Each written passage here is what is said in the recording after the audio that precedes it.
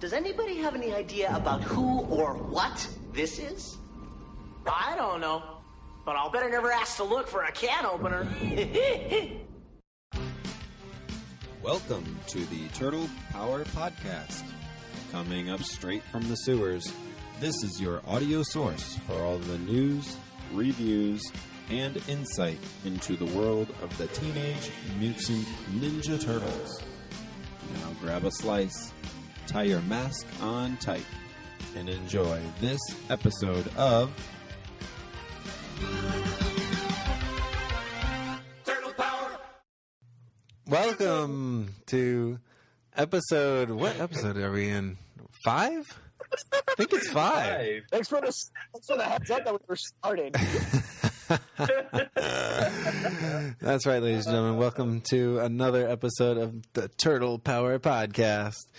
I am one of your hosts, Ryan, and with me, as always, are Darby and Alex. Guys, we got to work on catchphrases here. Yeah, you have Bossa Nova. We all know. Alex, you and I need to work on ours. Here's what I'm going to suggest.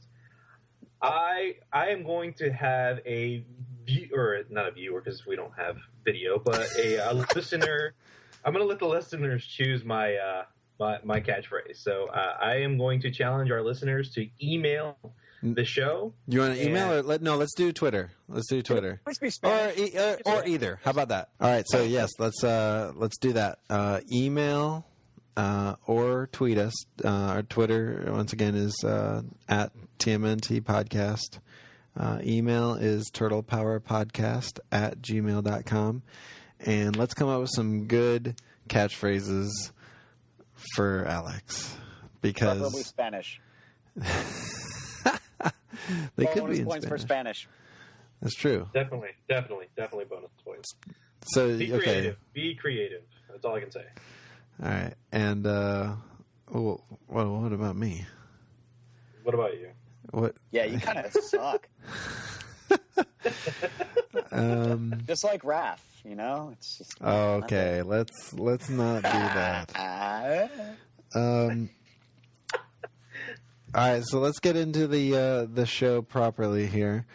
We're gonna have a great show, I think. I mean, probably a best one ever. It's already horrible. It's got a pretty good shot. I mean, it's like a 20% chance of being the best one ever. You know, it's going to be better than the first episode. Hey, he's an engineer, so his percentages are, that there's lots of clout with that. So. Absolutely. I'm sure there is. Absolutely. I just like to use the word clout. Before we get into our rundown, any new acquisitions, guys? Darby, I know you got one. Pick me. Yeah, I did. I finally got my shirt from QWERTY in the mail with the Baby Ninja Turtles on it. And first thing I did after watching it was I took it out on the town. I went to the bars around here, and let me tell you, the ladies love the Baby Turtles. Ladies love the Baby Turtles. This is a show. I will stop at that. Ladies love Baby Turtles. It's a PG show, so I'll have to stop there. But good times were had, all thanks to the Baby Turtles. Now, Alex, I know you were over here, I guess, a week and a half ago. Something like that, yeah. And I showed you a couple of my new acquisitions. Yes. I was able to get a couple of new hats from eBay. Mm-hmm. I got the Turtles and the Foot hats, the ones that were out at San Diego. So, what did you think of them? I mean, they're trucker hats. The trucker hats. I mean, the same trucker hats you used to see back in the day, but that were in style, and I think they look pretty cool. I mean, yeah, I mean, I like them. That's all I can really say. I mean, they're hats, so right. The logos were pretty cool. Yeah, that's just so everybody knows, the Turtle versus Foot campaign is still going on, and they are giving away prizes as well. So you can still join at turtleversusfoot.com, join the campaign, join the Turtles, join the Foot, and they actually have a list of ways you can earn points. You earn a certain amount of points. You start winning pretty awesome prizes. Top 50 fans win a TMNT poster signed by the cast. 300 points. You get an MP3 with the new TMNT. Like just fun stuff for that any turtle fan will enjoy. So, but what was most exciting was definitely the new acquisition of the action figures. So yeah, they look awesome up close and personal. Yeah, I was able to share those with you, and I also got. Now I didn't get all 4 of these, but I did get Raphael in the new classic animated series release, and I mean, obviously, if you're listening to this, there's probably a pretty good chance that you've read something online about these. Yeah, there are a lot of points of articulation. I mean, like, yeah, each toe moves. You can put them in pretty much any configuration. Each toe. Yeah. You mean both? Yes, on each foot. Yeah. On both feet? Yeah. All 6 fingers. I mean, it's, I'm looking at it right now. It's, classic look. I mean, you can, position them any way you want. I'm really happy with it. I know it wasn't Leo, but what did you think, Alex? About the actual figure itself? Yeah. I thought it was impressive. I mean, it's not just the attention to detail. Yeah. The cracked front of part of the body and just the actual detail of the skin itself, and it looked pretty amazing. The only thing that I remember we ran into was the actual size of the weaponry compared to the size of the turtle. Right. And, we ended up doing that. Yes. A little bit of research, and we. So, is there any accurate, like, what is the height of the turtles? I mean, the average answer is around 5 foot, right? 4'11", 5 foot, and then we were looking at that character list book that you had, and weren't they saying like 5'10"? 6 foot? Yes, they did say that, and I don't know how much of that comes into play due to the movie too, because when the movies came out, they were of a larger size and different sizes. I mean, Mikey's considerably shorter than the other 3 turtles in the movies.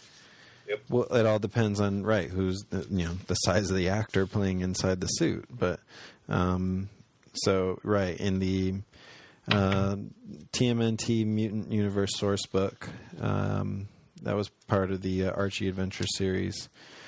So let's see here. Leonardo, it says that he is 5'8" and 170 pounds. Yep. So, I mean, I think that's significantly larger than some of the other incarnations. I mean, that is a perfect size, let me tell you. 5'8", yeah, that's where it's at. I mean, because that's what we were talking about, the size. That sounds kind of weird. And then we were comparing Raphael's size compared to his body versus my size compared to my body. And, I mean, that just sounds dirty. It ended up getting pretty weird. But, So you were there while Ryan was comparing his size. Okay. He was starting to see why I missed out on this fun get together. But he was comparing his size to his body. And let me just tell you, when he brought that sigh out, it definitely hit the bottom of the floor. It was the reason why Ryan has such large size. Got it. So anyway, another. No, it's awesome. It's a great action figure. I mean, it's more than an action figure. It's your sigh. What are you talking about now? No, not my sigh. The Raphael classic turtle action figure. Oh my gosh, you guys. You can get all 4. I'm sorry. I'm glad you guys are having fun. Oh, goodness. All right. So anyway, they're a little bit more expensive. It's like I got mine on Amazon. It was like $17 or something like that, and I'm an Amazon Prime, so it didn't cost anything for shipping. But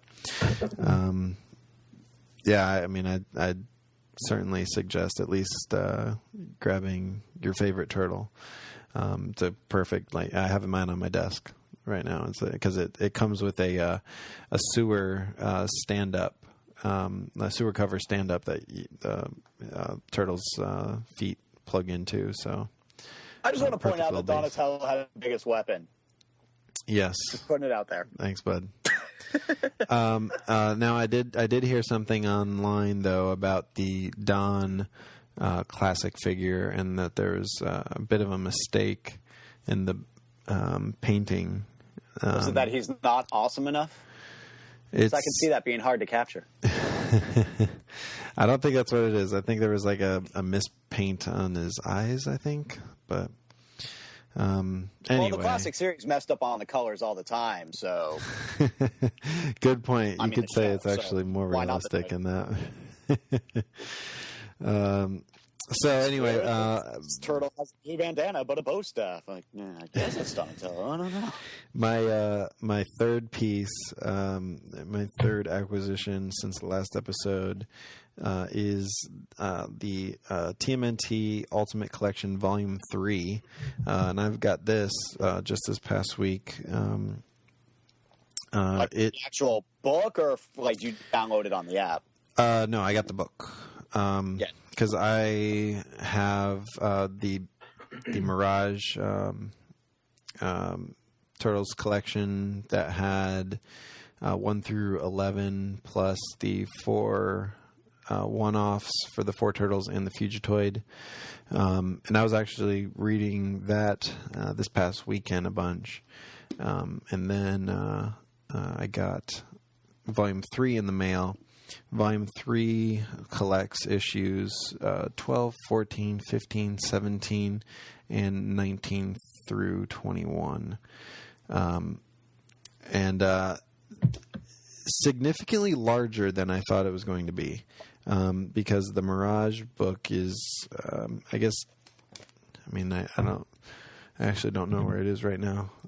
It's somewhere in my apartment, but it's more of the size of I wouldn't want to say a standard size book, but yeah, I guess I'll just say that, a standard size book. A little bit smaller than like an 8.5 by 11, sheet of paper in terms of its, area. But the volume 3, and this matches up to the IDW volumes 1 and 2. If you get all 3, there's I believe there's a collector's case that you can put them in, but volume 3 is considerably larger. It's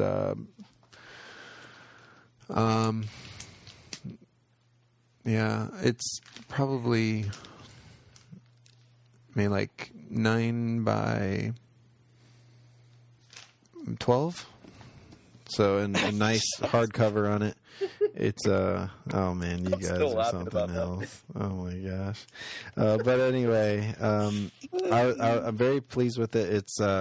It's black and white, but it's got color annotations, color covers. It is really nice. Really happy, and looking forward to reading through these issues. And then, in addition, now as I was reading those, like, oh well, there's a couple missing. Those are planning on coming out very soon as well. They've been delayed. But essentially issues 13 and 18 are going to be included in the TMNT Classics Volume 1 coming out from IDW. And then it picks up, issues 16, 22, and 23 are going to be in TMNT Classics Volume 2, and also from IDW, and those are going to be coming soon as well. So, yeah. So I mean, I'm going back and reading these old comics. Some of them for me for the first time. It's pretty amazing. And we'll get into one of these episodes here. We're going to devote to the original series. We'll do an episode for the IDW series, the current IDW series. But which is awesome, by the way. I'm still upset that neither of you have read it. I haven't finished. I'm not all the way up through 12, and 13's coming out very soon. I'm so excited for next that. week. Because that was my recent accusation. Acquisition was yeah, right? No. But my latest acquisition would be that I actually got all those books all the way up to 12, and it's about the average size of an iPhone. I would say it's about if I hold it up, it looks like it's about the same size as my iPhone. But if you have an iPad, it's about the average size of an iPad. Yes, you're right. But I'm not rich. I don't have one of those. So, Ryan, jerk. I would say my copy is about as big as an iPhone. There you go. But if I hold it really close to my face, it looks like it's about as big as an iPad. And you can zoom in too, which is nice because I've been doing that too with the digital copies. You just zoom in. Yeah, I was really happy when I saw Volume 2 and thought it was like the next chapter of the series, and it turned out to be all the chapters I had already bought. Yeah, I told you should have asked me about that first. I would have told you. Well, maybe if you weren't too busy, working at your real job, you could have answered my text. Sorry about that. All right, so also want to say thanks to all our new listeners. Man, every day we got somebody new following us on Twitter, getting emails, and just want to say thanks. Keep listening, tell your friends, and appreciate it. So, I would actually like to say hi to a Reddit user who said something that made me very happy. His name is Ganush, and apparently he has to ride an hour on a train every day to work. So he's really happy that we're coming up with this podcast. So I would like to personally thank him, even though I already did in my response. So, hi, Ganush. Thank you. Ganush. Thank you, Ganush. Excellent. So do I just get skipped over for accusations? No. Yes. Maybe. I think it'd be like hate accusation. Blame the minority guy. I'm sorry. What? Yeah. What do you got, Alex? I have nothing. But see, and I assumed as much, and that's why I tried to skirt over it. But I am actually bidding on a couple of fun things that have surfaced. One of them is a TMNT 1990 Ninja Turtles comic cassette combo. It's a 64-page comic based from the original cartoon series. And it's a 40-minute cassette. The combo edition that I'm bidding on, it's still sealed. It's never been opened. So that's wow. That's pretty exciting. I don't. I didn't think about that till just now. Thank you. But I mean, that's worth getting one and finding one. When does that end? First It's like 2 days. And it's at $20 right now. So I'll be sure to put this out tomorrow. That way, somebody can outbid you for it. I'll be sure to outbid you. So. Appreciate that. I appreciate that. It's actually funny that you mentioned that. Another podcast I listened to for any Star Wars fans out there is the Forcecast, and last night was their first live show in a while, and they were talking about a Kitster. I don't know if you guys know who Kitster is. He was one of Anakin's friends from Episode 1. And running totally joke on the show is a Kitster. They're trying to get enough support to make a Kitster action figure. And apparently there was a Micro Machines Kitster that was made back for Episode 1. And they were talking about it live on the air. And somebody that was listening in live went out and bought it. But he actually said that he this bought it Michael and is Logan. going to give it to the Forcecast. So So that was nice. That would have been real.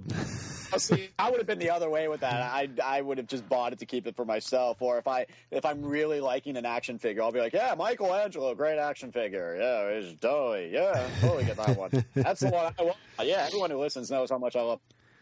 So, you're the one actually selling it instead of trying to bump up the price. Shut up. All right. So, yeah, a little shout out to the Forcecast. I'll be seeing those guys at the Star Wars Celebration. You'll know when I'm selling something, though, next because week? I'll be like, can we just have an episode dedicated to how much I love this character? And there you go.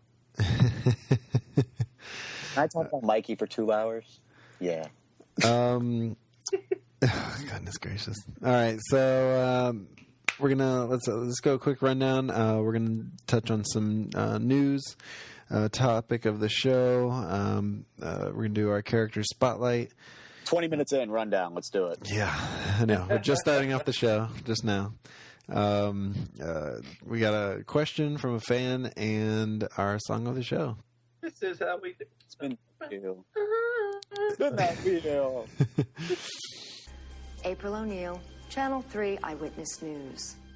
All right, so first news topic. And I'm not even quite sure if this is how new this is, but this was news to me because it came out in one of Kevin Eastman's emails that it gets sent out from his website. But he wrote an autobiography for the TMNT, and I think it came out for the 25th anniversary. But it's now available for digital download, and as I've said in the past, I'm a big fan of digital download, and so I grabbed it, $10, and it's pretty awesome. I really like it. Actually, you know what? It might have came out even sooner than that, because the very back of the book has got a picture of Kevin in his studio, and it says 2012. So it might have been just earlier this year. So it's put out by Heavy Metal, which Kevin owns. And Sorry. It goes in. It's got some really good photos of where they started and kind of his background of he actually has an ancestor who was an artist and Who was a turtle? No, the turtle. And talks a little bit about the creation of the turtles in the first issue, and it's really nice. I'm really enjoying it, and it's I certainly suggest going out and checking this out. It actually has the first chapter for free, so you can check out and see for yourself if you'd enjoy it. But I highly recommend it. As a quick blurb about it, it says, a true behind-the-scenes visit to the work that went into bringing these characters to life is now available as a digital download. Written and compiled by Kevin Eastman, this 296-page jam-packed collection features over 1,000 color and black and white illustrations, many of which have never been seen before, sketches, character designs, page layouts, thumbnails, and final pages, as well as a complete set of all of Kevin Eastman's original paintings of the Fab Four.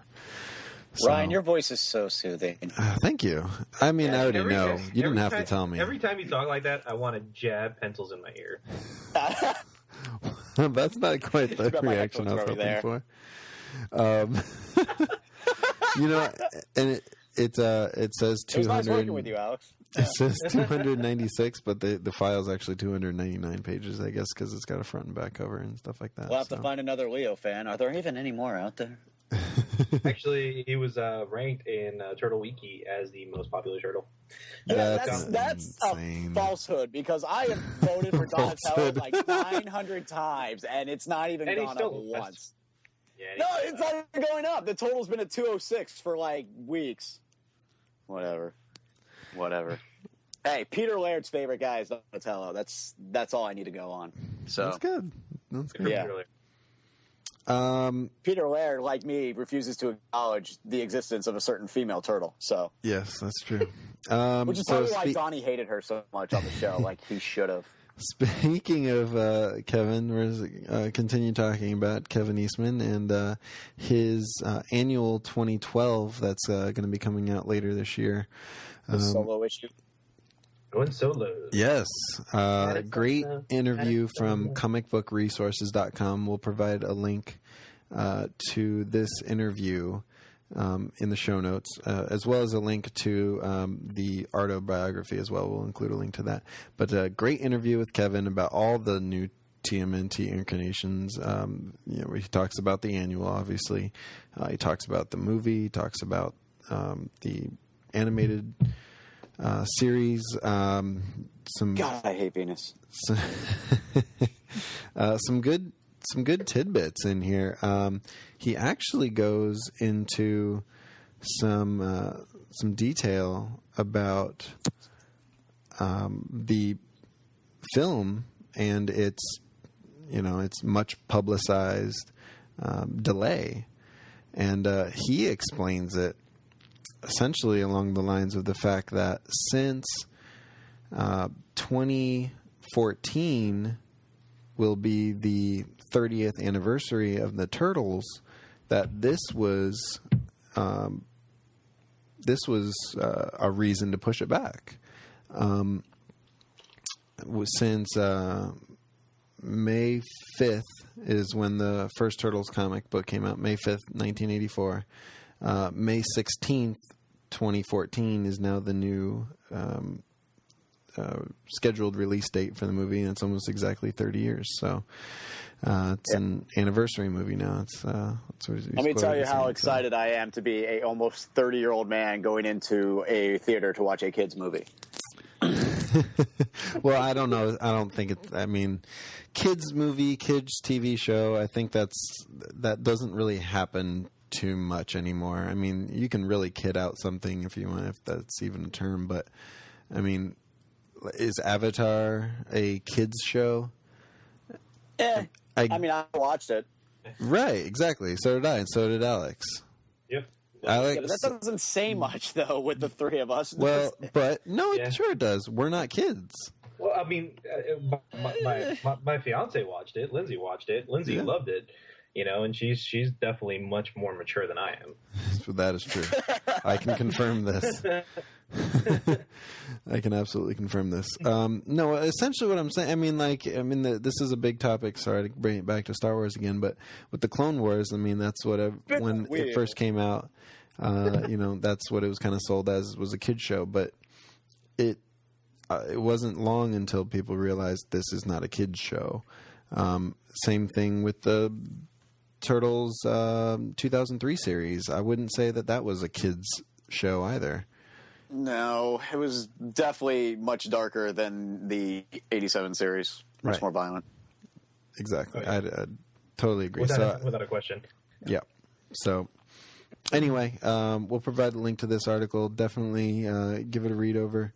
Another bit of news that finally came out was we finally have the Meet Mikey video from Nickelodeon for the new animated series. I have no idea why it took so long, but it's such a short clip. I have no idea why. Exactly. So I don't know what happened. They just lost the file. There's 4 turtles. There's 4 of them.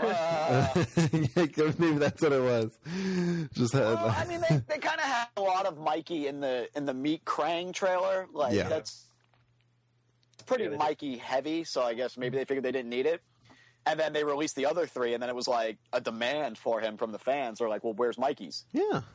Well, I mean, rightfully so. Yeah, I mean, if you launch 3 specifically for certain turtles, I mean, you just kind of push Mikey to the wayside. Of course, there's going to be. Mikey usually does get pushed to the wayside, though. Yeah, I remember I was reading something about it. How I want to say in the '87 series, Mikey kept getting pushed to the side because they wanted to establish Leonardo as the leader of the Ninja Turtles, and Raphael was Kevin Eastman's favorite turtle, and Donatello was Peter Laird's favorite turtle. So they wanted to get like as much screen time for those turtles as possible. That Mikey's kind of like left out in the cold. Yeah. I thought that was an interesting theory. Yeah. So, Spin that wheel. yeah, I mean, it's good though. I mean, it's just another. It's funny. It's definitely, yeah. It's definitely Mikey. I mean, it's Mikey at his finest. But Yeah. How many Booyakashas are in this promo? I want to say 2. I think there was 2. I mean, yeah. 1 or 2. So. Didn't realize I was supposed to count. No, it's not going away. In case anyone. I didn't realize there was a homework assignment. No, we'll hear it a couple times that episode, no doubt. Yeah. Yeah, definitely. And again, we'll provide a link for this video. It's hosted on the Nickelodeon site, so you can easily just as easy go in nick.com and find it there. But and then next piece of news. This is really cool, and this makes me, gosh, I wish I lived in LA. The original TMNT animated series voice actors are going to be getting together all together. Almost all of them. I mean, they've got the Turtles. Almost. They're going to who else is going to be there? Potatoes. Right? You got the meat and potatoes. Yeah. Turtle, Splinter, and April. That's exactly. Yep. Yeah. They're going to be at the John Lovitz Comedy Club in LA on Friday, August 24th at 8 p.m. Doors open at 7:15. This is being essentially organized by Rob Paulson, former voice of Raphael, current voice of Donatello. That's right. He's a big podcaster as well. And what's really if that's not cool enough that he was able to get all these guys together for a podcast. So I believe this will come out in case you can't make it. This should go on the air or onto the interwebs. So hopefully we will be able to listen to it if you're like me and Darby and Alex and live on the other side of the country. Completely other side. As far away as possible.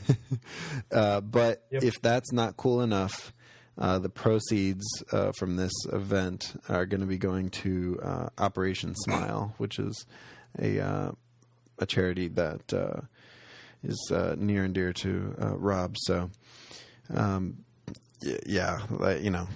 awesomeness just spewing all over the place from this event, and it's too bad that the Turtle Power podcast won't be there, but we'll be there. I'm sure we have friends in other places that can provide us with the show.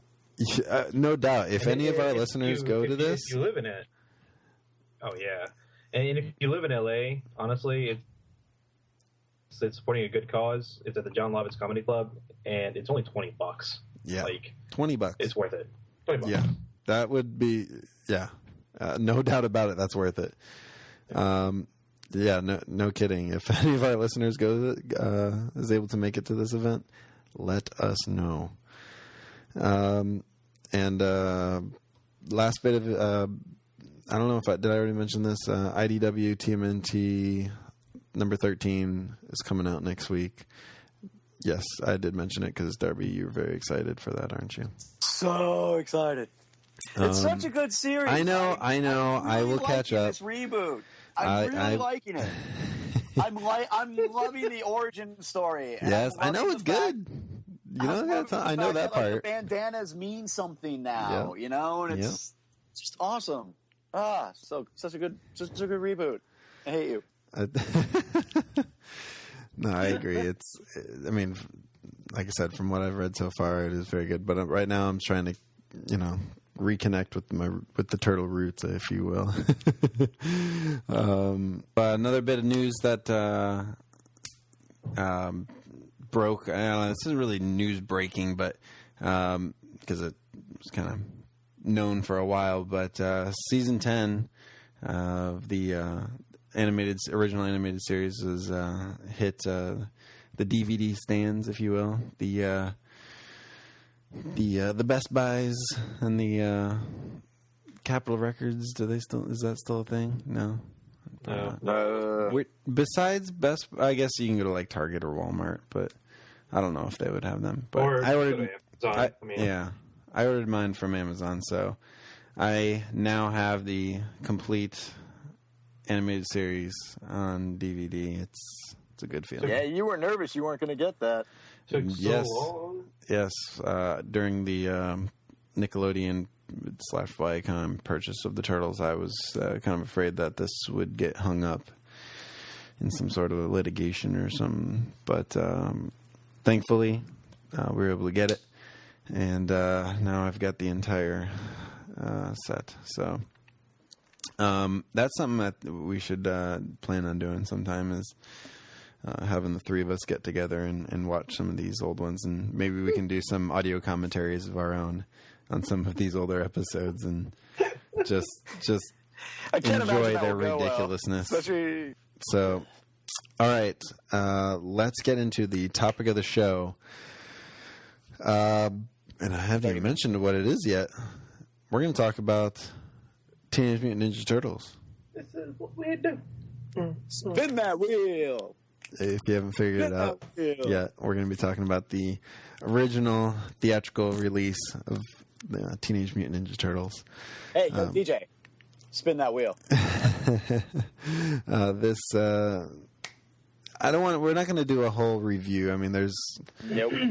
we you know, if you're listening to this, you've probably seen this movie a million times. You can make your own review, and whatever we say, just gush over. how right. We're essentially that's all we're gonna do. We're gonna gush about it. That scene where like that happened, and oh my god, it's crazy. Right. It's crazy. So, and maybe talk about some of the bits and pieces from the movie that you might not have noticed, or things that really stick out to us. So, I mean, this personally for me, this film, this is my favorite of the. Gosh, man, at least, well, certainly my favorite of the live action ones. It's very close between this film, TMNT, and Turtles Forever as far as my favorite film. I got to really sit down and think about that. Really, Secret of the Ooze is that far down on your list? Yeah, I mean, for me personally, I mean, I certainly loved Secret of the Ooze when it came out, but it definitely had to take a. Your arguments are no longer valid here. I'm sorry. Hey, it's my opinion. You can have your own opinion. Yeah, but your opinion sucks. I know. I'm sorry. Okay. No, you're not. You're lying. No, I'm not at all. So this film, I mean, this was a film that when I had on VHS, I was coming home from school every day and watching over and over and over to the point where I absolutely knew every single word in this entire film when I was a kid. You still know it. So do I. Yeah. I mean, that's the amazing part, right? Is that no, I don't watch it every day anymore. But anytime I turn it on, it's as if I have been. Yep. It's just been so ingrained into my head, into the deep, meaty part of my brain. It's my favorite. So, okay, Alex, what are your feelings about this movie? Any special meaning to you at all? Oh yeah, I mean this movie was it, and like, you know, it came out in 1990. I was 6 years old. This was it, man. Like this is like the you know, cartoon series was fun. This really just segued the way, you know, the way for me to just kind of really get into my turtle roots, and you know, watching it over again as an adult, I noticed a lot of things that I didn't notice before. Like I rewatched it not too long ago, which is funny that we're doing it as a topic of the show, but I realized that the characters as portrayed in the movie aren't really accurate. No, well, except for Raph being a jerk. Right. And Mikey being kind of like a clown. Mikey got a lot of attention in this movie. He did. I think it's because this movie is very dark that they kind of needed to put as much like comic relief in it as they could for the kids. Right. And let me just say how disappointed I am with Leonardo's role in this movie. I knew it was going here. I'm the same. I'm right there with Donatello. Donatello is stupid in that movie. The only time he shows like any intelligence whatsoever is when he fixes the truck with Casey, and then he calls Casey a claustrophobic. That's the only time he shows that and they're playing Trivial Pursuit. Yep. But like that's it. He's very dumbed down in this movie compared to how he is in the second one. Yes. But I'm not going to get into the second one. So. Yeah, so I'm right there with you. Like, my favorite turtle, completely disappointed with the way he's portrayed in this movie. That and Corey Feldman did his voice. Yeah. I'm not a big Corey Feldman fan. Really? So let's... I like the guy in the second movie whose name escapes me. Somebody else look it up for me. The guy in the second movie, I liked his voice better for Donatello. I just did. Yeah. All right. Yeah, I mean, I'm the same with Leonardo's voice. He sounded like a pubescent child, you know. He's 15. He's 15. He's going through that phase. Yeah, but I mean, we had Mikey and Donatello with deeper voices than Leonardo, and nothing against Brian Tochi because he did the voice for Leonardo, but I mean, he sounded like a girl. He was the voice for Leonardo in all three movies, wasn't he? Donatello in number 2 was voiced by someone named Adam Carl. Apparently. I knew it was Adam something, but Adam Carl took over in the second movie because Corey Feldman was in rehab, so they had to have somebody else come in for the second movie. And I actually seriously, look it up. He was in rehab at that time. That's why they brought in Adam Carl. And it's like Adam Carl didn't even try to sound like Corey Feldman. He was like, "No, I'm better, so I'm going to do this." Yeah, that's the second movie. We're talking about the first movie. You were just one of you two were just asking about appearing in all the movies. Brian Tochi and Robbie Rist, the voices of Leonardo and Michelangelo, respectively, the only actors who have appeared in all 3 of the live-action movies. So wait. I thought Robbie Rist did a great job, but not too great. Yeah, definitely. I mean, sound bits like, God, I love being a turtle, and Cowabunga, Bossa Nova, it's all there. I totally agree with Robbie Rist, and I mean, see, for me, being a Raph fan, I mean, his voice, I think, is probably his voice is I think it's probably the most distinct, as far as being like, wow, that sounds a lot different. He sounds the oldest. He sounds the oldest in the movie. Yeah. It's funny too, because isn't he the only one whose voice actor also portrays him in the movie, like who's in the suit? Yes. Isn't Raphael the only one where that happens? The same guy. He was also the guy. Tidbit here, number 1 by Darby. He was also the guy sitting in the back of the cab saying, "What the hell was that?" Or "What the heck was that?" Which is funny because it's him. It's Raph hitting. Yeah, it's him hitting the cab, and then he's in the back seat going, "What the heck was that?" Every single guy who played a character, as far as the Turtles go, also played another character somewhere in the actual movie. Michelangelo, the guy who played Michelangelo, it was the pizza guy. I think it's Michael and Sisti. Is it Sisti? Something like that. It's funny. Well, it's funny too because we just talked about how Raph's character that shows up in the cab that Raph hit, and now the pizza guy that portrays Michelangelo is talking to Michelangelo in the grate with the pizza. Yeah. Yep. So I think they're the only 2 guys who show up in the same scene with their respective turtles. Well, Donatello are just Foot Clan members. Donatello is a Foot Clan member in the subway, and Leo is there. He's a gang leader during one of the scenes in the actual warehouse, I think. Right. Those sorts. Yeah. So yeah. Interesting tidbit there. Yeah. But I also wonder why they also did it because we talked about this in the very first episode that all three of us were in, because episode 1 doesn't count, where, Leo was the one who gets attacked by the foot and not Raph. And they even did that in the 03 cartoon series, where Leo was the one who got jumped by the foot, not Raph. Mm-hmm. Yep. I wonder, did they ever explain why they went that route, or no? That's a good question. We need to tabulate some of these types of questions for Kevin or Peter, if we ever get a chance to talk to them, because didn't Peter write this movie? Didn't Peter write the movie? I got to imagine they were both at least involved.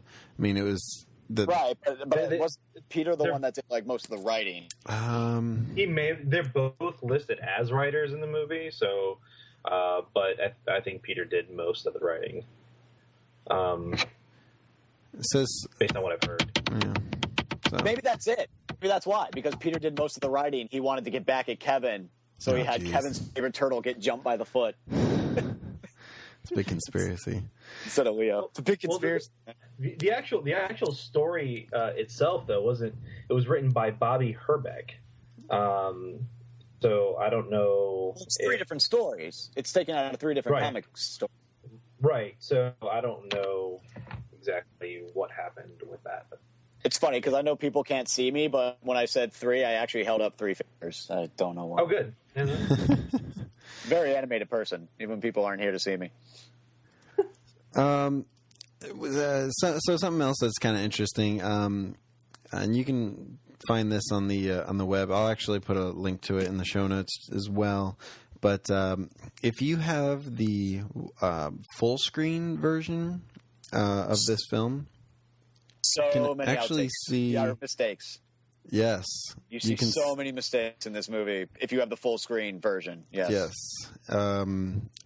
I don't. I have the widescreen versions. You can't flip the DVD over. And you know what? My old DVDs. You're probably right.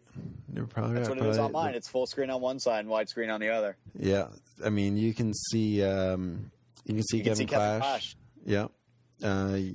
Actually, in the widescreen version, you can see when Leo and Raph are arguing in April's apartment before Raph goes out and beats up all those foot.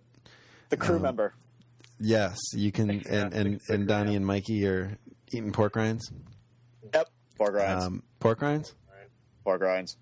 That you can see. There's a crew member. He's got a white T-shirt and a red hat. He's just like crouching down behind the table.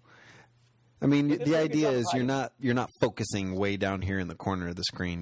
There's stuff going on, and if you watch that scene again, it's almost like Leo knows that you can see him because it's like, oh, there he is. Like Leo just steps like right into the shot. It's like Leo. It's almost like Leo's like, oh, like cover him up. Yeah. What I just don't understand is how they didn't notice that. Well, one of the things I noticed too was the wires. There's a scene where scene where Leo's like Splinter's alive and and everyone stands up. There's wires hanging out of Leo and Raphael's shell, and it's like those stick out, especially Raph. Yeah. Raph's wire is really sticking out. But again, it's not something that you're like. Focused on. If you just watch it the first time, you're not going to notice this stuff. This is, unless you're so incredibly bored, you're trying to find, things that are wrong with this movie. Because in all these situations, there's something else going on that is supposed to be focusing your attention. But still. Now, however, I will preface all of this with the fact that this was an independent movie. In fact, it was the largest independent movie of all time at the time. So, they limited resources, I'm sure. It was shot in North Carolina, not New York. They did some shots in New York for Times Square and all those other places. The landmark shots were shot in New York. Right. You want to talk about a moneymaker. Budget was 13.5, made 201 million. Like, It's that one that really does it. yeah. So budget a little over 13 million, made over 200 million. So I mean, it did pretty well. It made somebody some money. Almost 10 times. Actually, yeah, it made more than 10 times its budget in the USA alone. Yep. I'm pretty sure for the next couple of movies too, the budget kept going up and the profits kept going down. But, you know, so. One thing I would like, and I haven't gotten it yet, but I'm thinking about trying to find it, is there's a German release that has audio commentary from director Steve Barron, and it also has the alternate ending. But I don't know why they haven't released this stuff in the U.S. releases. I mean, there was the DVDs, which, I mean, they were older, so I guess I could kind of understand that. But when the 25th anniversary came out and they had all the Blu-ray releases, I don't know why they didn't include this.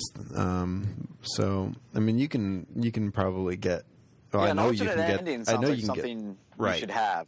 You know, yeah, exactly. And I know you can see the alternate ending online, where it can, you know, I mean, I don't want to spoil it, but it includes... Because nobody's seen this movie that's listening to us right now. They will know the alternate ending. The alternate ending. You know But what anyway, I am a little upset about? Because I, you know, they filmed this, but then they cut it out of the movie, and you can still see little bits and pieces of it.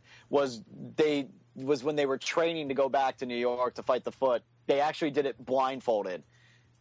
And they cut this completely out of the movie, except for a little bit. You can see Michelangelo, when he's fighting all three of the turtles, he's actually blindfolded. His bandana's on the side. The knot of his bandana's on the side of his head. And... like, go back and watch it. He's doing it blindfolded, which makes it more impressive that that Mikey's doing all this stuff. But then they brought it back in the 03 series. In the 03 cartoon series, they went to the farm, and Splinter was training them when they were blindfolded. Right. Plus, I think Leo also battled the Foot in the 03 series. The ones you couldn't see, he blindfolded himself so he could hear them better. That's right. I remember So, like, I can't wait until we talk about that. It just seems like a really cool thing they could have, like, that would just make the Turtles look more awesome, I guess. Is like, look at this, what they're doing blindfolded. But then they took it all out. Except for that little piece, you can tell Mikey's blindfolded. Yeah. What about you, Darby? Do you have any specific recollections about this movie, or is it, have a special place in your heart anywhere? Hey, what now? Do you have a heart? No, I don't have a heart. What?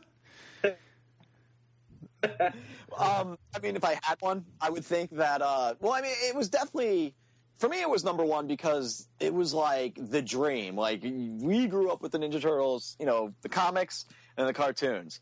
But then when you saw they were going to be live action and they came out and they looked the way they did, like, it's never been done before. It was never Jim Henson's Muppet Shop, the Jim Henson's Creature Shop, it blew my mind as a 6-year-old kid. It was like, whoa, It was awesome. And it was also, it's kind of sad. It's like the last thing Jim Henson ever did. Like, because, obviously he died shortly after, but it was like the last thing he ever did. And it blew my mind. And then when, like, Mikey's head goes into his body, like, that was cool. I always... Yeah, that's right. No doubt about it. That's an awesome... They actually had Mikey's head go into his body, and you can actually see somebody's arms lifting up Mikey's... Yeah. That's another mistake you can see. That you see these hands lift Mikey's arms as he ducks down into his shell. Yeah. Nobody ever noticed that one? Okay. Yeah, no, I have. Yeah. Well, I was kind of... I never understood why Donatello was the skateboarder in the movie. Yeah, I never quite got that either. It definitely should have been Mikey. Yeah, just like he wasn't in TMNT. TMNT, Mikey was a skateboarder. Yeah, so he's pretty good at it too. Yeah, like, he's the most childlike, but they made Donatello the skateboarder. I mean, like I said, I guess if you go back to the toys, though, I mean, I don't think it mattered. I mean, everybody everybody could skateboard. I mean, even in the 2003 series, there were I mean, the 2003 series, they all had their own different toys. Yeah. Well, they all had their own different, like, extreme sports transportation equipment. Yeah, Leo's is awesome. That scooter that Leo has, let me tell you how extreme that is. Oh, goodness. That's a topic for a different day.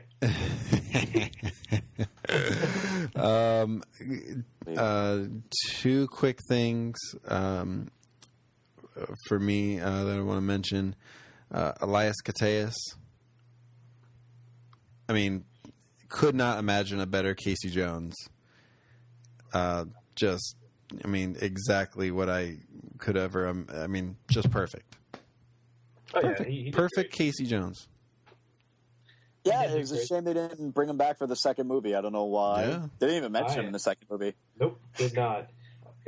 He was phenomenal. He was great, and the relationship he had with Raph, I thought they could definitely build on that on the second movie. The relationship between Casey Jones and Raph, I thought they could go.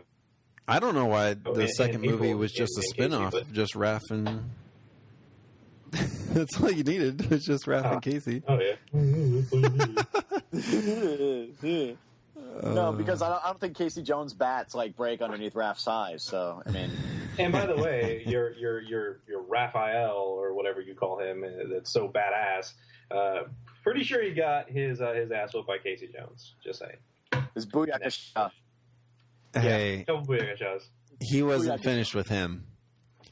And he went chasing after him. All right, that's all. To be fair, Casey Jones was very quick. I mean, it took him 4 seconds to wind up the cricket bat to hit Raph. Obviously, Raph couldn't dodge that shot. Raph was in the middle of a cultural discussion about crickets and crumpets. Okay, it was a cheap shot. You know it. Casey takes 4 Cheap seconds shot. to wind up the cricket bat. I don't understand that. It can dodge ninja attacks, but then Casey Jones takes 4 seconds to wind up his cricket bat, and Raph totally gets knocked off by it. Oh, I don't know who moved that trash can just right into the right spot. I mean, that was, I don't know. There's something else going on there too. Jose Canseco bat. Tell me you didn't pay for this. Tell me you didn't pay money for this. Great scene. Gosh, I love that scene. Is it just me, or seriously, and I mean this in all seriousness, I read the comics, I see the cartoon shows, and I've seen this movie. Is it just me, or is Casey Jones a better fighter than all the Turtles? He seems to be. Because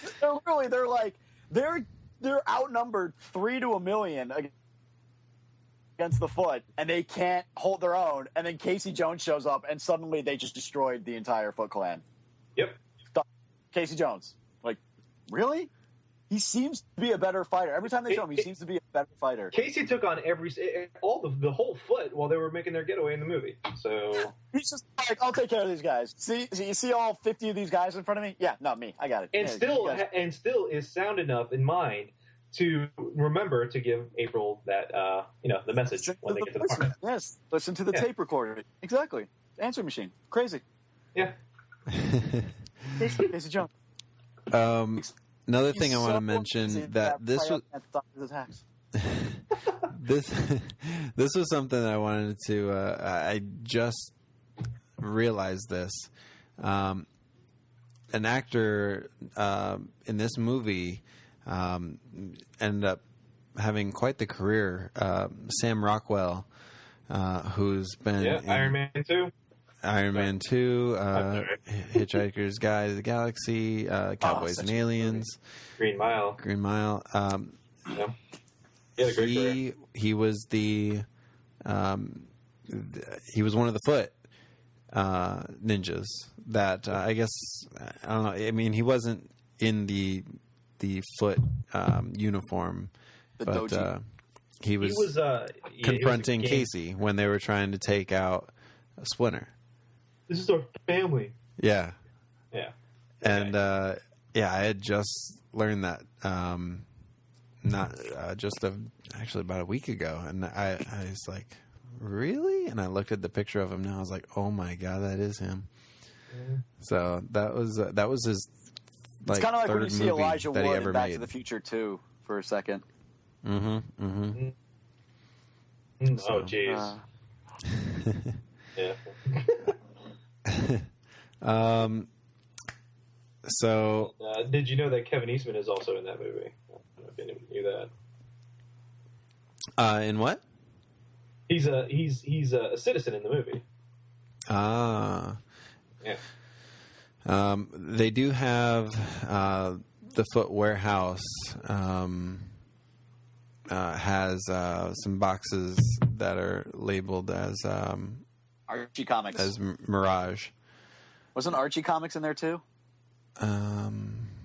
There might have been Archie Comics in the warehouse, but there was some boxes that that said Mirage on them because of the publishing company, and then in addition, this was one that is pretty blatant, but they say that at the end of the movie when he says check out the East Warehouse on Lairdman Island, Eastman and Laird. So, yeah, I mean, like I said, I love this movie. It's top 10 movies of all time, in my opinion. Hands down. I don't know, man. I don't know how much I don't know how serious I can take your opinion now that I know Secret of the Ooze is so far down your list. Hey,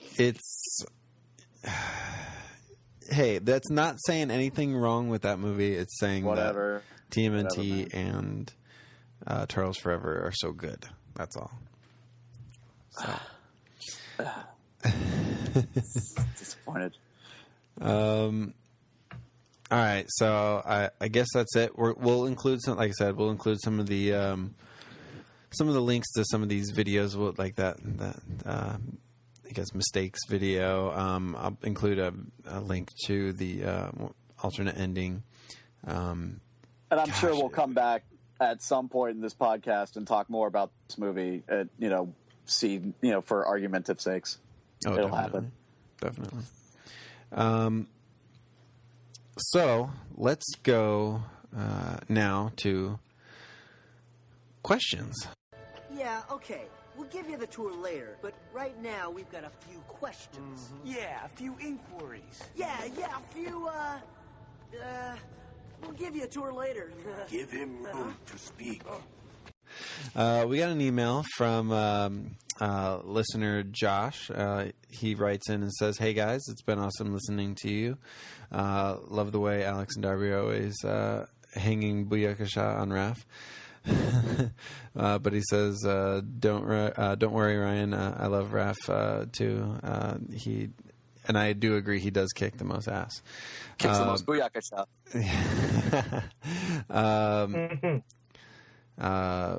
Josh is a huge fan, and Mikey is actually his favorite turtle. He has a question for us. Which of the weapons is your favorite? Now so not necessarily your favorite turtle, but your favorite turtle might not have your favorite weapons. So I think that's actually a really good question. We'll start, I guess, with Darby. Do you have a favorite weapon of the turtles? Grappling hook. Oh, stop it! Of course not. Gosh. Somebody get this guy. Check, please, table one. I Thank think you. Ryan died a little inside when I said grappling hook. You could just hear that. You could actually see him sinking down his chest when I said grappling hook. Yeah, you definitely do That just happened. That's all I saw it. Hundreds of miles away, still saw it. Okay, now see, my favorite weapon was, you know what? I'm biased. It was the bow staff. And I'll explain why, though, because I have a legit reason for liking the bow staff. When you're a little kid, it's the easiest weapon to maintain, to get for yourself. All you have to do is, go out in the yard, find a big stick, and, boom, I got a bow staff. I mean, you could use your imagination, pick up a couple of smaller ones, and have katana blades. It's fine. But for me, I just always liked the bow staff. The bow staff that Donnie uses, first of all, he's the only one that only has one piece of his weapon. Michelangelo, Leonardo, Raphael, they both have a set. They both have two of their weapons. Good point. Donatello, obviously, it'd be a lot harder to swing around two giant bow staffs than two. Yeah. And he always used the bow staff. You know, he could vault himself over his opponents or into his opponents. And when it came to the video games, the bow staff was the best weapon by far in said video games. Now, as for my respective skills with the bow staff, I'd say my skills are about as good as Napoleon Dynamite thought his were. He says he's pretty wicked with the bow staff. You know, I can pick one up. I can spin it around like I know what I'm doing, but I'm pretty sure in actual combat, I would have very little chance to use it just because I would have gotten my butt kicked way before I was done twirling it around. Fair enough. And another thing I like about Donatello's bow staff, and this confuses me, and I never understand how he does this, his bow staff is wood. It is a solid piece of wood. And countless amounts of times I have seen him break metal objects with his bow staff.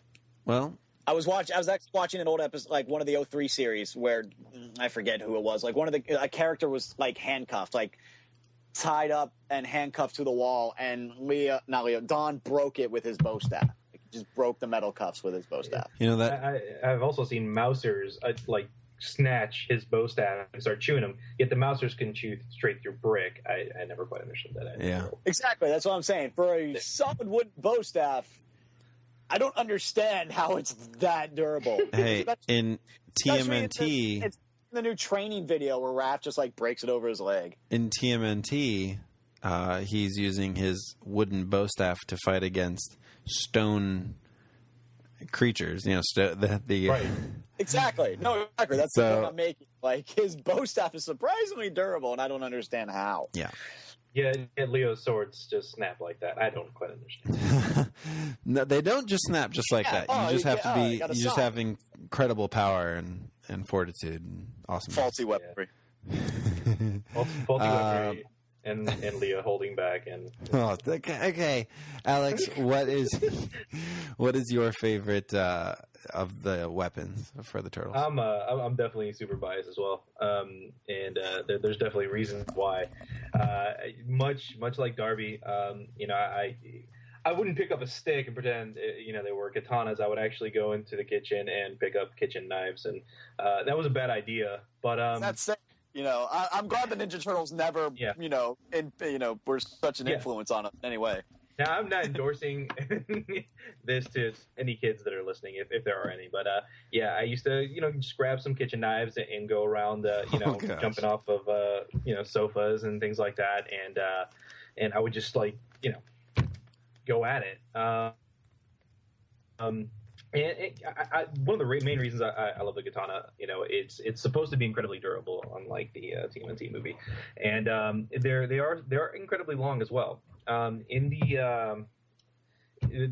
range between anywhere between 23 and a half and 28 inches. I think the ones Leo has, he has two, and they're two different sizes. They should be anyway, it just kind of gives them a little more versatility in the field of battle for close range and for long range and things like that. And if anybody's trying to vault over him, he can just stab them as they're going over him. And if anybody's trying to when they're using their super speed to vault over them, right. And then if anyone's trying to use their farming tools, he should be able to take them on as well. But that's another story. Well, to be fair, no sword on earth can withstand his sai. Said in the very first episode. I'm going to stand up for Raph for 10 seconds, so Ryan, don't get used to that. A bow staff can withstand a mouser chewing on it. It's Donatello's bow staff. Apparently, it's awesome. Apparently everything else is as durable as that stupid... Booyakasha! I'm not even going to go into it. No, anyway... I'm part to the katana or the ninjakin or whatever they want to call it. Ninjakin obviously being made up, but So on to you, Ryan. All right. Gee, I wonder what Ryan's gonna pick. He only has a set of them in his apartment that he loves to show off and compare to his body. By the way, Okay, so yes, I do have a pair of Sai, but I think I'm actually going to say nunchucks. In actuality, before I ever bought my Sai, I had made my own nunchucks when I was in. I remember those. When I was younger, I made my own set. I cut up a what was it? It was a snorkel. It was an old rubber snorkel, and I had chained them together with some plastic chain link, and yeah, I remember those. Yeah, those they were hurt, blue. man. Those were not safe for kids to play with. They were not. But then when I was in, I guess it was my third year. I would say junior year, but I was not in. I went through undergrad and not 4 years. It was a little longer. But yeah, my third year of undergrad, I actually made a closest pair of Michelangelo nunchucks possible. So wooden handles, steel chain, and I still have them, and they are fun to play around with, man. It's They're fun to accidentally hit your wife with. That is not fun. That I can confirm that is not fun at all. Yeah. Pops, you don't understand. I was swinging my nunchuck around. She just walked in. She got on some stairs in our one-story house. What are you talking about?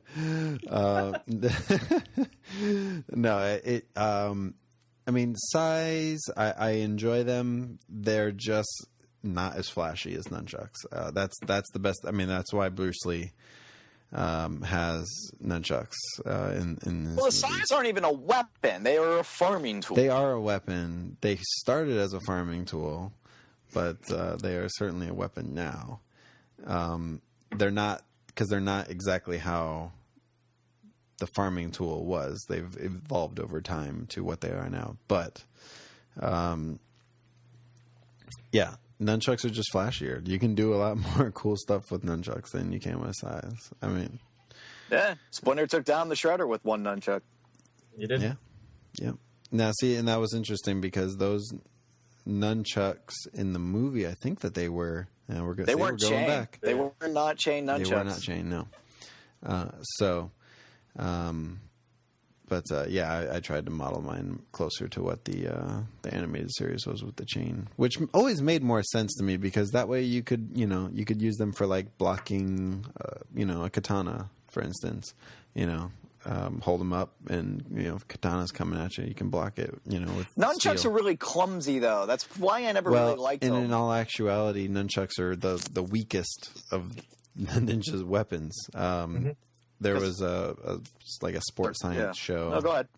That compared a bunch of different weapons and ninja weapons, and nunchucks were the lowest of all, without a doubt. So not very useful in terms of actual power. During battle, but they suit flashy. Mikey well in that aspect because Mikey's always been the smallest of the turtles, but I feel he's always been portrayed as the fastest one. So he's always bouncing around, and he's crazy and unpredictable, sort of like the nunchuck is. But I always felt he was always portrayed as the fastest one, the weakest but the fastest. Fair enough. So his nunchucks suit him pretty well. Yeah. So, thanks, Josh, for sending in the question. Certainly invite all of our other listeners to send in questions for the show. And then Josh also provided a link to a really cool shirt that he found online, and we'll provide that in the show notes as well. It's greetings from the sewers. It's almost as cool as my baby turtle shirt. Almost. I seriously don't think I'll find a shirt that's cooler than that one. That was just amazing. All right, let's move on to our character spotlight. Yes, and hopefully we're not going to have any part of the show. Yeah, my favorite part. I don't know why I created this. This is like the hardest thing for me. But I am prepared this week. I'll actually go first if you want. Wow. Because, yeah, that's right. That just happened. That just happened. So this, like I mentioned earlier. Swear to God, if you take mine, I'll be very upset with you. Be 2 outs. I might. So my character of the week, well, of the episode, character spotlight, character of the episode. As I mentioned, I was reading through the original Mirage series over the weekend, and in between issues 4 and 5, a little issue came out entitled Fugitoid. And nice. That I almost did that character too. Yeah, by the way. yeah. No, seriously, I almost did. Go ahead. I didn't, but whatever. So the Fugitoid made his debut in 1985 in the issue entitled Fugitoid. It takes place, like I said, right in between issues 4 and 5, and his character continues into issue 5. It's pretty interesting. Over all the time that he's been involved with the Turtles, I don't know how, I never caught the story behind his name. Do you have any idea? Fugitoid or Professor Honeycutt? No, the Fugitoid. Why his name was Fugitoid? Because that's not his actual name. His actual name was Sal. He's a Fugitoid because he's a fugitive and an android. So I just assumed you mix the two, it becomes a Fugitoid. That's it. I don't know how I common sense wins never again. got that. Right, very straightforward. Never get the Fugitoid. I'm like, it's an android. Yeah, I don't know how I never caught that. Oh, Leo uses swords? Never got that. So you mentioned Dr. Honeycutt. Dr. Honeycutt was Professor Honeycutt. He wasn't a doctor; he was a professor. No, in the Mirage series, he was a doctor. Oh, yeah, the Mirage series. Yeah, he was a scientist that was working on a series of projects. One of which was the Menta Wave, which was essentially a unit that you could place on your head that would give you telekinesis powers. But then and telepathic power. Would you say telekinetic versus telekinesis? You said telekinesis. I said also telepathic. Oh, okay. You could be boosted both. Thank you, Doctor. No problem. Take 2 of these. Never call me again. Anyway, he was working on that, but he was also working on another project for the government, for the planet that he lived on. I'm trying to go through here trying to give you some specifics. I can hear you flipping through the page. Yes, I've got it right here in front of me. So essentially, what it was a device that could instantaneously transmit matter from one location to another. I believe it's called the transmat. Also known as a teleportation device. Yes, transmat. Yeah, it's right. It's essentially a teleportation device. But the idea was that the research was being funded by the General Blank, Blanque, and he was providing the funding for this research to be completed. That way, the military could use it in its battle with the Triceratons. Well, Dr. Honeycutt had his Menta Wave on, and his robot Sal was outside, and he got tangled up. He got tangled up in some old cables that were underground that had come up. And so he goes out there to help him out. And just like any good comic book story, something extraordinary happens. They both get struck by lightning. Dr. Honeycutt's body is fried toasty, but his mind is transported into the body of Sal. Well, Dr. Honeycutt was expecting a visitor, which was General Blank. General Blank arrives, finds Dr. Honeycutt's fried body on the ground, and then sees the robot running away and says, "We've got ourselves a fugitoid."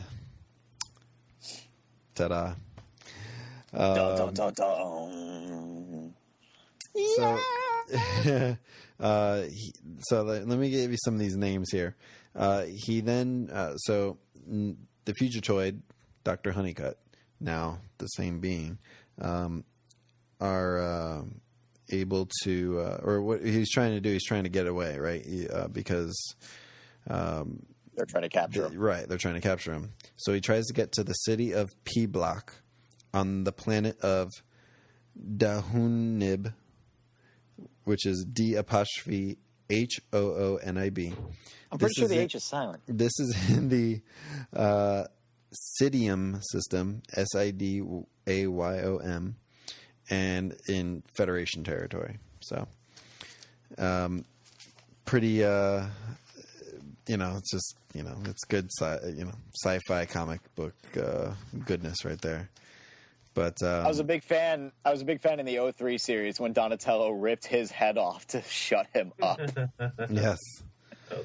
And Mikey just goes, "That seemed a little extreme." And Donnie just goes, "I panicked." One thing, Donnie, he's a machine. Turn him off. He just rips his head off. A couple other things I want to mention in here is that, so like I said, the Fugitoid's character goes from his own issue into issue 5 and then on into issue 6 and issue 7 and onward. But in issue 5, there's actually really, as soon as I saw it right away, I was like, oh my gosh, you gotta be kidding me. They go to the cantina on Tatooine, essentially. Right. I needed to play the music. It's obviously, they're documented fans, Eastman and Laird, of being Star Wars fans as well. But and I know we've been bringing up Star Wars a lot on a Turtles podcast, but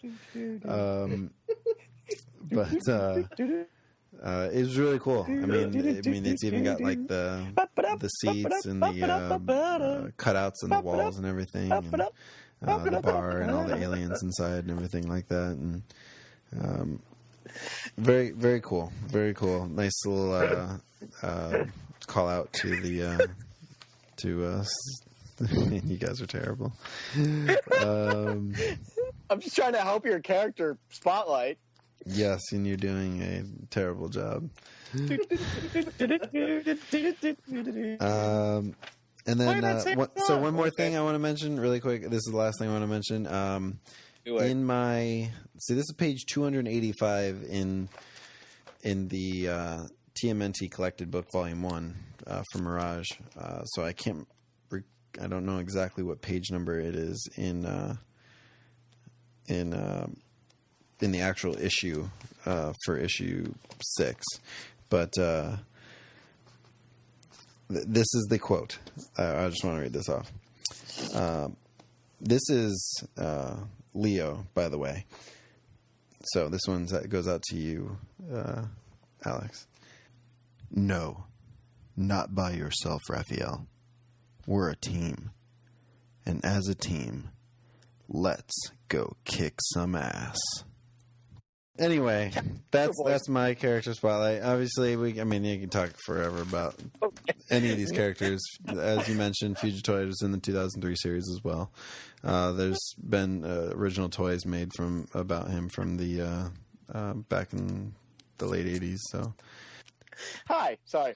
All right, my character is a character that we all know and love. Was very close to my favorite Ninja Turtle for an episode and a comic. Venus de Milo? The character, huh? What? I didn't even hear that. You cut out. No, my character is a character by the name of Kirby. You remember that guy? Yeah, Ryan? Anyone? Man. Kirby. Okay, go ahead. Hey, so anyway, Kirby was a guy who lived he like sublet a room like outside of the basement of April O'Neil, and he met Donatello, and Kirby was an artist. He had a magical stone on his pencil that allowed his art to come to life. So he first appears in Donatello #1, and he's first seen in his office drawing a fly-like creature with his pencil, which then comes to life, creeps out Donatello, and Kirby sees Donatello, doesn't remember drawing him, and in a great instance, just assumes he's real. He's not freaked out by it at all. He's just like, oh, you must be real. I don't remember drawing you, so you must be real. So Donatello's intrigued by this magic. Yeah, I'm checking it out right now. So Donatello's intrigued by this magic, and so what ends up happening is Kirby draws this door that doesn't go away. All of his art goes away after a while, but this door doesn't. So Donatello and Kirby go through the door to this world of Kirby's creations. Everything he ever drew is in this crazy world. And Donatello and Kirby find themselves in the midst of this battle between the bad creatures that Kirby created and the good guys that he created. And Donatello's fighting off all these creatures, and Kirby's only way to help Donatello is to draw weapons for him. He draws, it's called a gravitic equalizer. It just gets rid of gravity. It cancels out the gravity equation. So Donatello gets this giant cannon attached to his arm, and he can just blast these creatures that just instantly take off into the sky. And then he negative gravity, you hosers. Exactly. So then he draws him a giant creep trapper, this giant robot that responds to his brainwaves. But then that fills up with creeps. So in the end, Kirby just really fast draws like bindings over all of his evil characters. And it was a gravitic equalizer. There you go. I didn't know like the best way to pronounce it. I figured the aerospace engineer could explain it to me. So anyway, the human fighters, the good guys, they love Kirby. They call him a mighty sorcerer, and Donatello's like, all right, Kirby, we have to leave. And Kirby's like, I kind of want to stay. But, okay. So when they're leaving, the door starts shrinking. So Donatello goes to the door first, and Kirby helps him. But then the door's too small for Kirby to get through. So right as the portal fades away, a letter comes through for Donatello with the drawing that Kirby did of him, and I love it. It just says, Dawn, life at best is bittersweet. Take care of yourself, Kirby. And obviously, this was an homage or a tribute to Jack Kirby. Jack Kirby being the legendary comic book artist who was the idol of both Kevin Eastman and Peter Laird, who sadly died in 1994. So Kirby appears in Donatello #1. And in the micro series, the new micro series that just came out, Donatello makes friends with a scientist whose online screen name originally is Kirby Fan 01. Yeah. So I feel like that was another shout out to Jack Kirby in Donatello's new micro series. So Jack Kirby, good heart, legendary comic book artist. So they did this tribute to him with this character Kirby, who was an artist, comic book artist, who drew a lot of crazy things, and in the end was left in his own world. And I just really liked that character. Yeah, that's my character spotlight. Alex, what is your character spotlight? Character spotlight is he's from the movie. I figured I'd do somebody from the movie since we were covering the movie. So good idea. It's Tatsu. You got it. Oh, nice. I am awesome. I'm so awesome. Yep, Master Tatsu. Now is that Yoshitatsu, the WWE wrestler? No. Shut up. That's yeah. That was anyway. But yeah, that was a. Why don't you just kiss my ears? So this is Master Tatsu was portrayed by Shishido Obata, who he's actually a phenomenal Japanese swordsman and martial artist as well. I mean, how could you not love this guy? He was just so angry the whole time. He barely talked. This was like a perfect role for him too, for Toshishido, because that's exactly how he is in real life. He actually in the movie he refused to talk. So the voice you hear is not his.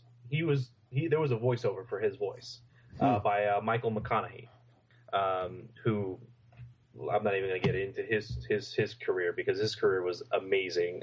He's done voiceovers in original Transformers series, and G.I. Joe, and so on and so forth. Like, the guy is phenomenal. But Master Tatsu.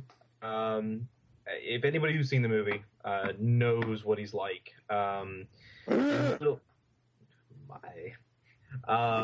little known facts. I mean, unless you've played the video games, and I know this is for a later date, but he didn't really make many appearances other than the two movies. He made a couple of video game appearances, the Hyperstone Heist and Manhattan missions.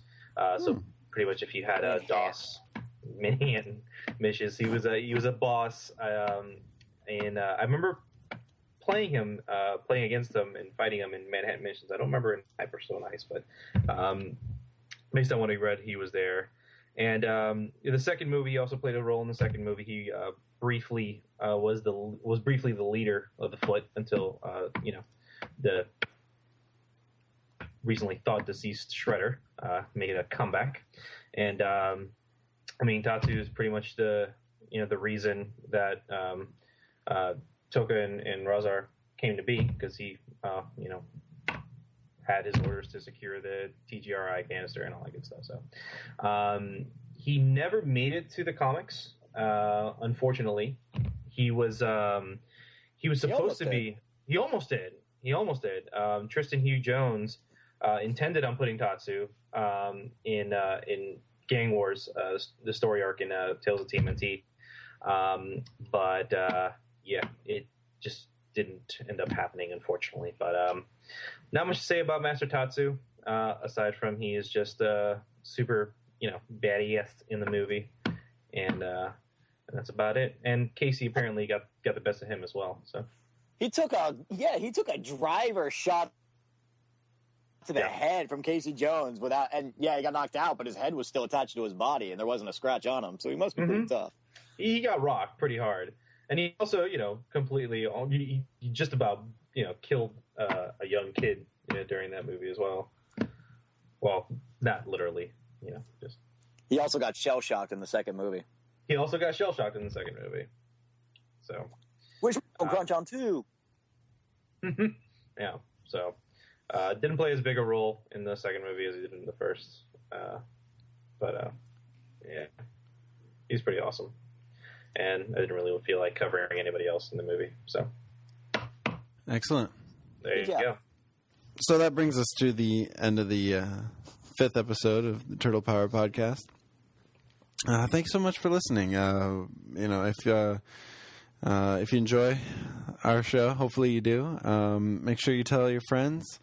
You can check us out on Facebook.com/TurtlePowerPodcast. Follow us on Twitter at TMNT Podcast. Our official website is www.TurtlePowerPodcast.com. And as we mentioned at the beginning of the show, you can email us at turtlepowerpodcast@gmail.com. This brings us to Song of the Show. So since this is what we do. Spin that wheel. Yes, this is going to be this is our spin that wheel. First movie centric episode. Spin that wheel. We're debating on what song to include as our. We should just do Raph screaming from the top.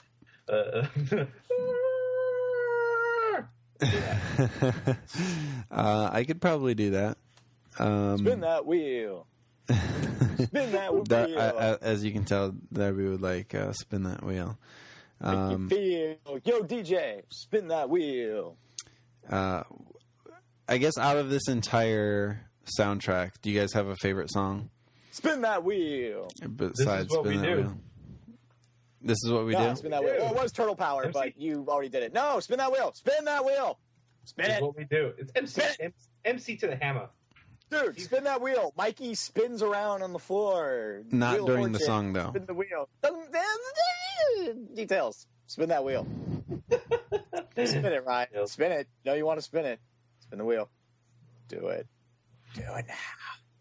All right. How about Spin we that- do this? How Spin about that- we do Spin No. That Wheel and No. Can't be both. That's a cop this is out. what we do.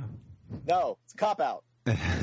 Use that, and we can't use that song for the next episode. Spin that wheel. We're not doing that. No, okay. I can mention also next episode, hopefully next episode, we're going to have a special guest with us. Spin that wheel. Actually, I'm going to do This Is What We Do, then Spin That Wheel, because that's the order they come in the soundtrack. So, This Is What We Do by MC Hammer and Spin That Wheel by High Tech 3. Woo!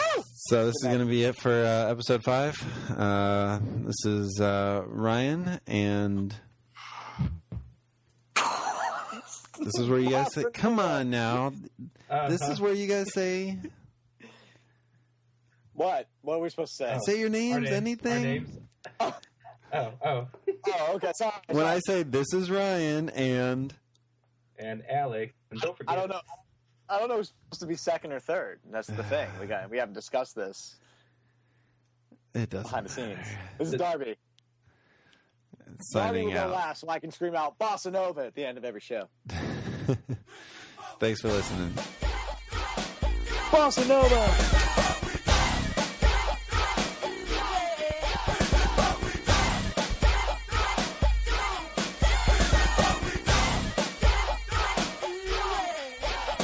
My body, it's my body. Take it where I want to. My time, it's my time. The ways that I use it comes out of my mind. It's true from me to you. I make my own decisions, do what I want to do. No time to sit and wait. We do what we do and what we do can't wait.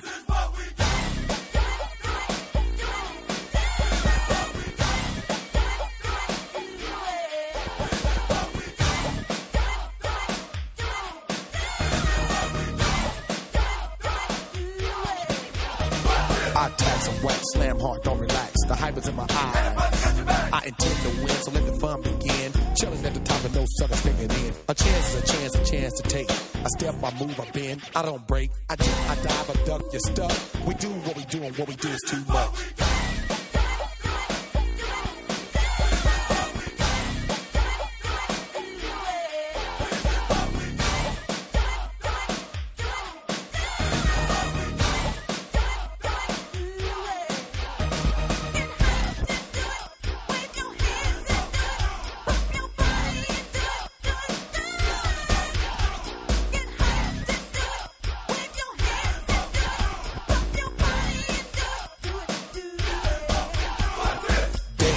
That's what we do. Everybody in the posse, everybody in the crew, we get up and then get hype. You know what time it is when the hammer's on the mic, so move to the hype of the night. The crowd is getting busy and the feeling is right. What's that? Pump it up, party.